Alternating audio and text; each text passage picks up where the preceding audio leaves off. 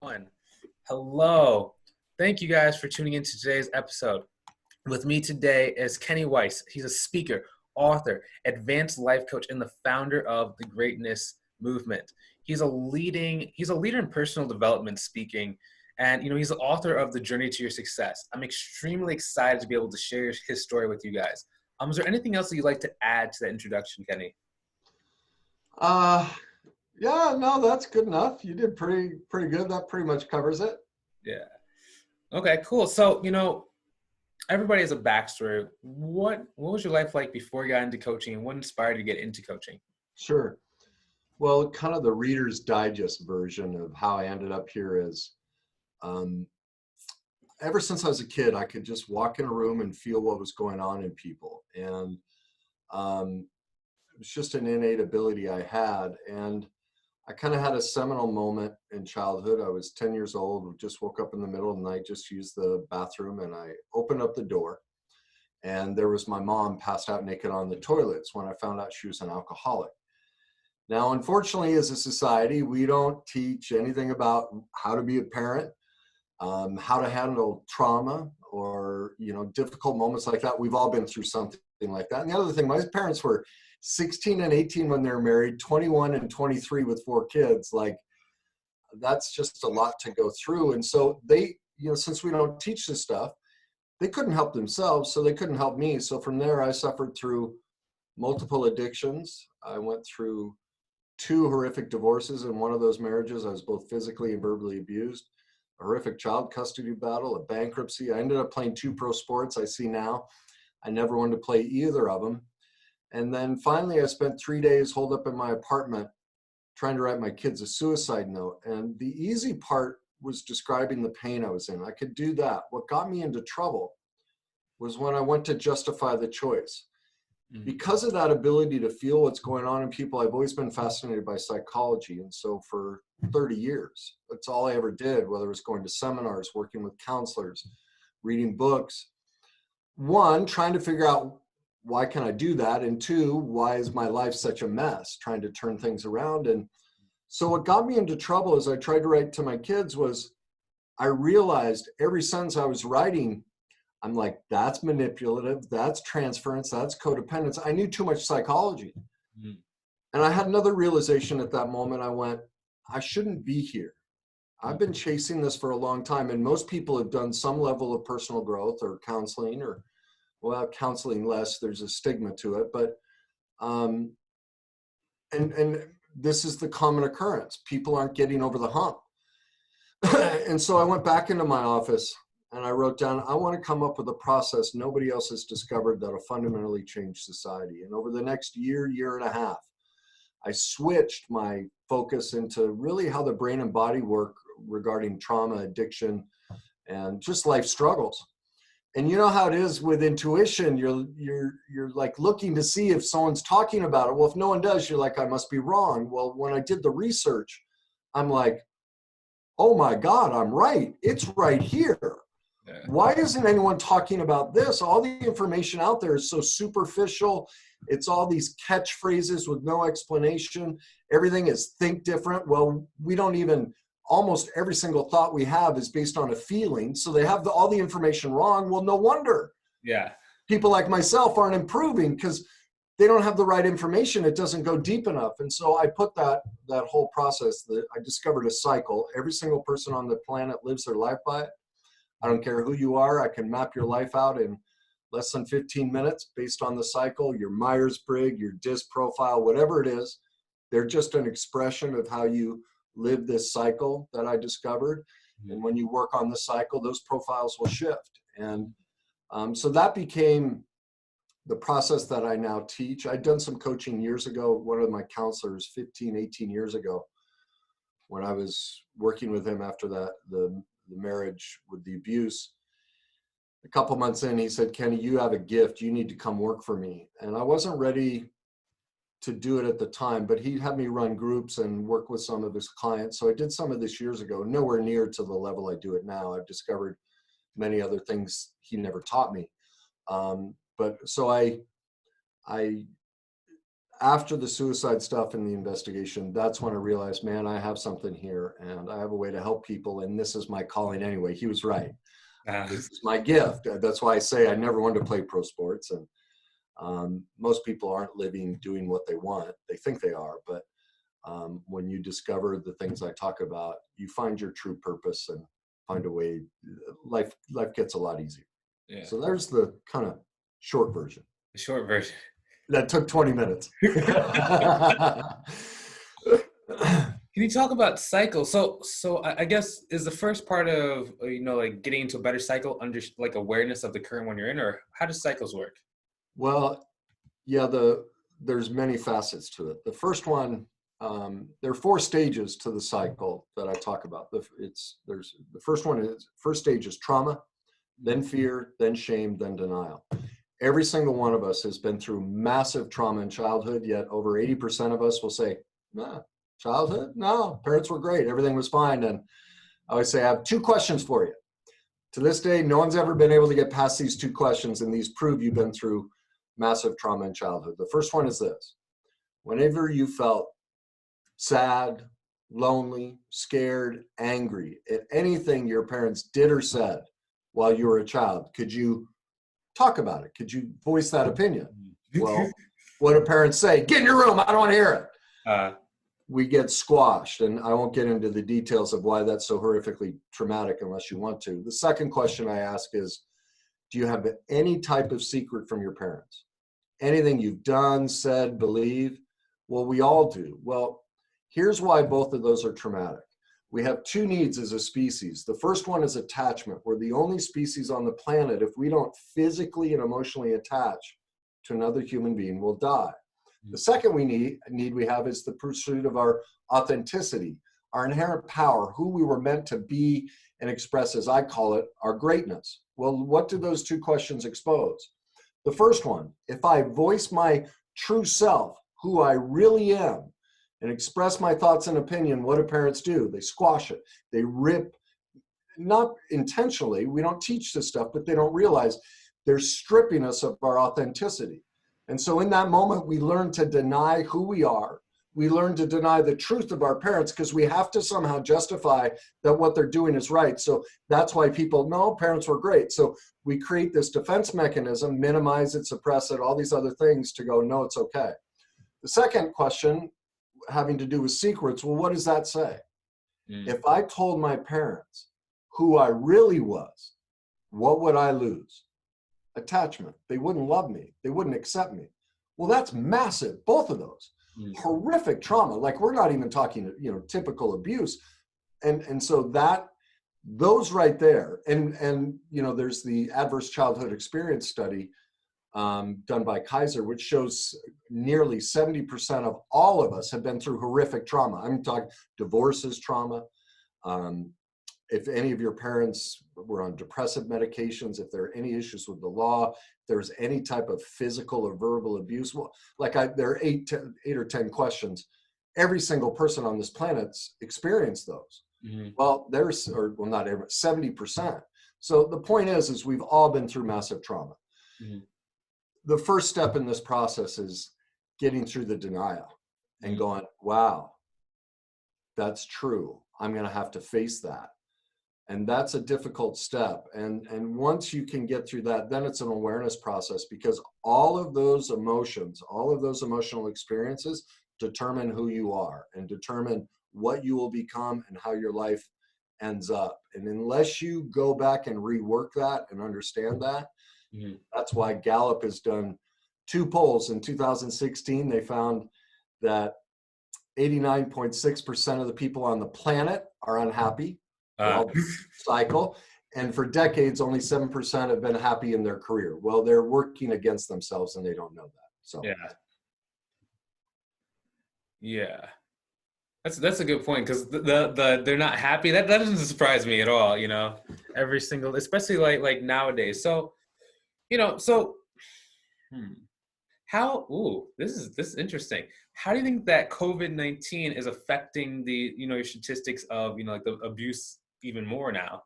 Yeah, well, there's been a massive spike in emergency rooms of alcoholic disorders, of spousal abuse, child molestation, anxiety. Like, it's because people haven't dealt with their trauma. What we've done is taken away their false coping skills. They work out too much. Working out's great, but most people do it to an obsession to avoid their painful feeling. Their job. I had several clients who their alcoholism just spiked because now they're forced to be home around the kids. They couldn't deal with it. They had, and they're like, well, I'm just drinking a little more. It's stressful. And I'm like, did you hear what you just said? Yeah. You can't handle your emotions. And that's but the denial mechanism. Yeah. And so, no, it's had a huge, that to me is the real virus. Because, I mean, look, the original prognostications were millions would die. Well, now that we've had 2 or 3 months to study it, we're finding out it's basically the flu. The death rate is at or below seasonal flu. Yeah. Well, the real disease is the financial, emotional impact this has had on everybody. We're going to see a massive spike in all of those issues that, we were trying to prevent, we're actually creating. Yeah. That's oftentimes with fear, right? False evidence of fear. Fear is, and that's another aspect. I talk about fear in a way I've never heard anybody break down fear the way I do. They just say, there's the typical slogan of false evidence of proving real or appearing real. Well, what does that do? That doesn't tell me anything. And the truth is, a lot of stuff is real. You turn the corner, there's a snake. That's real. That's not false evidence.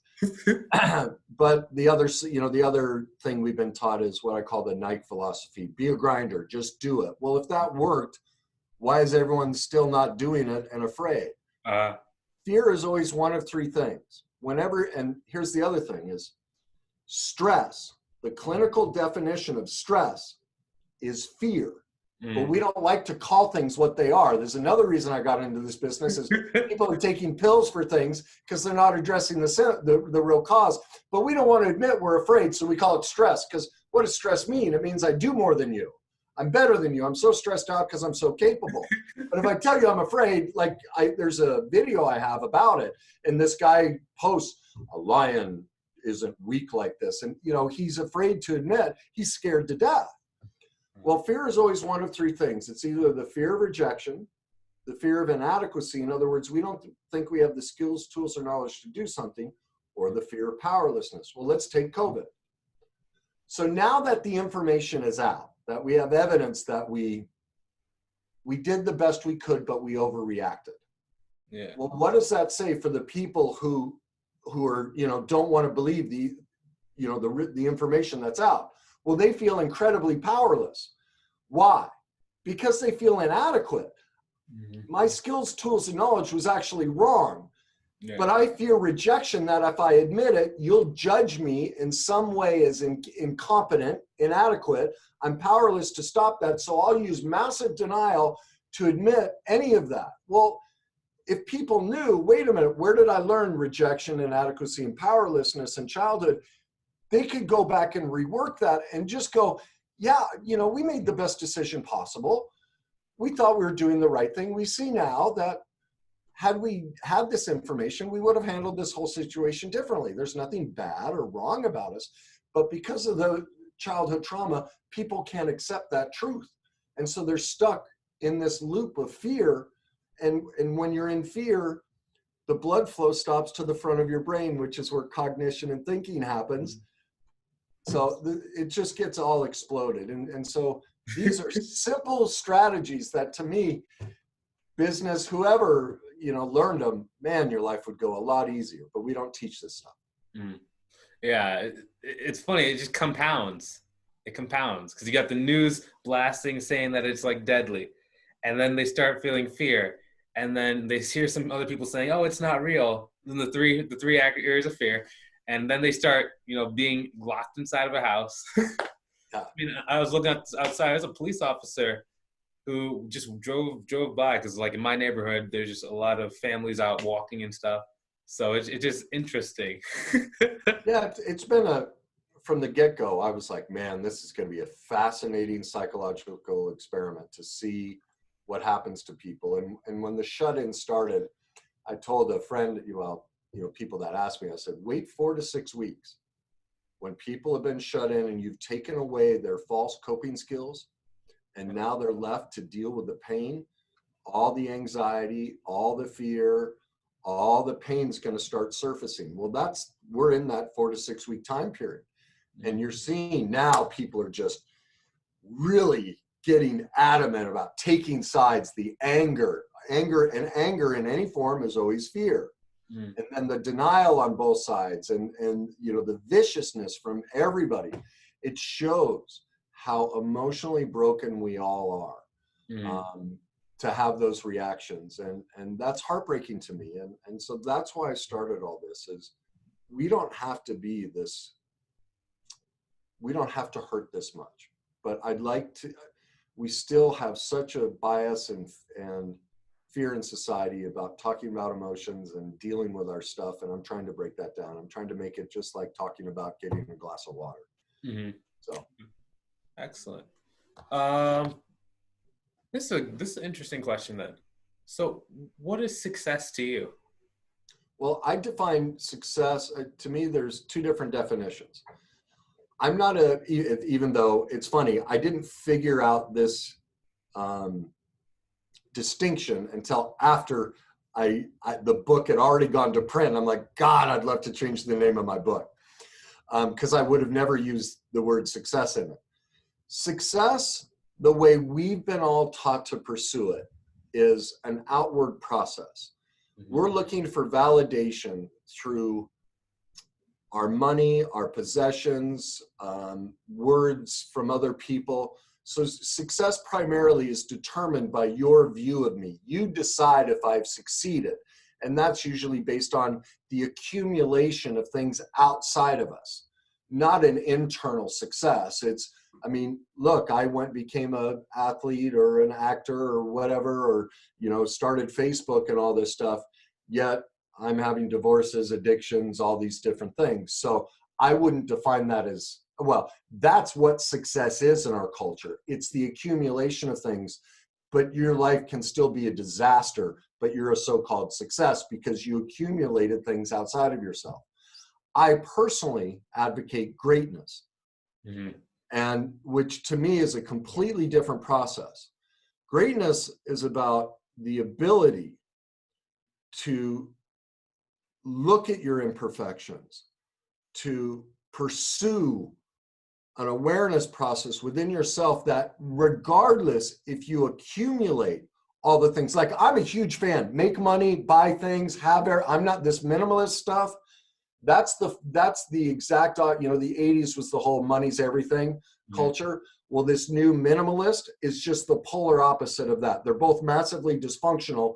One's just now we're expressing it in the polar opposite way. Pursuing, our needs and wants is wonderful. But greatness is about whether you have those things or not, doesn't matter. Inside, there's an acceptance of where you are in the process. That to me is what, you can't call that success now. To me, that's greatness because the view of success is so entrenched. You can't try and redefine it for people. They'll never get it. And so that's why I define it as greatness, because wherever I am in that success process, I'm okay with myself. I can live in the process because people choosing success, they're not happy till they get there, till they get the things. And then what happens when they get there? They're all miserable because they realize, what did I forget? The greatness process. Being okay with who I am. Well, the only way you get that is you become an expert in all your brokenness and your imperfections. Well, when you can achieve greatness, you get this as a byproduct and that. And to me, like, you can't go back and redefine success that way. It's too entrenched. So that's why I've created the distinction between the two. So I teach, and that's why I started the greatness movement. It's about a completely different model for what we, call success. It's much richer, much more in depth, and we achieve much more when we pursue greatness versus success. Okay. What's your vision for, for this movement? Ultimately, at a deeper level, is that like right now, it's about me. I'm the one talking about things no one's ever talked about, bringing up subjects and insights that no one in the industry, psychiatry, anybody's brought up. So right now, it's basically about me. But the ultimate vision is 25, 50, 100 years from now, this becomes a way of life, and it becomes something that gets passed down generationally. It's no longer me teaching it. It's now a way that society lives. And so then it becomes, yeah, where did this whole philosophy start? I don't, there's some guy named Kerry or Kevin, or I don't know. In other words, that's why it's the greatness movement. Is I want my name to drop out of it. I don't want it to be about me. I want it to be bigger. It becomes a societal process that people on their own pursue and pass on. And ultimately, that would be the dream vision, is that it's no longer about me, but it's about a world or society accepting this is the way to do things. Okay. Where can, the people who want to either join this movement or find out more about you go to find out more about you? The easiest way is just Google my name, Kenny Weiss. What you're going to see is my LinkedIn profile, my Facebook, both my personal and my business pages there. You're going to see my book on Amazon, Your Journey to Success, which you can get in all three formats in any country, paperback, Kindle, Audible. You're going to see my YouTube channel. I have 200 different videos on different topics. You can subscribe to that. Again, just Kenny Weiss. My podcast, which is called Heal the Hurt. I had done a podcast for years, changed the name. I've done hundreds of shows, but I just deleted all those old shows. So this new one only has a handful on it. But if you're looking for deeper personal growth and insight than you'll find anywhere else, both my YouTube and my podcast are that. My website is kennyweiss.net. From there, you can get a free chapter of my book. You can get a free discovery call, and even book a session. So that's the easiest way. You start out with just Googling my name and everything comes up, and it just depends on what you're looking for and what you want to find, or that'll help you. Okay. Excellent. I really appreciate your time. Really appreciate you coming on the show today. Thanks so much, Kenny. Thanks for having me. Excellent. So if you guys, the audience, thank you so much for watching to this point. Hopefully you enjoyed watching this as much as we enjoyed creating it. If you want to get around like-minded people and see interviews and, just content around improving your life, there's going to be a link below so you can go and join either the Facebook community or the LinkedIn community so you can start, plugging in and start changing your life. If that's you, go ahead and check out those links in the description below. Thanks once more. I cannot, wait to share this with the rest of the audience and super excited. Done recording in 3 and 2 and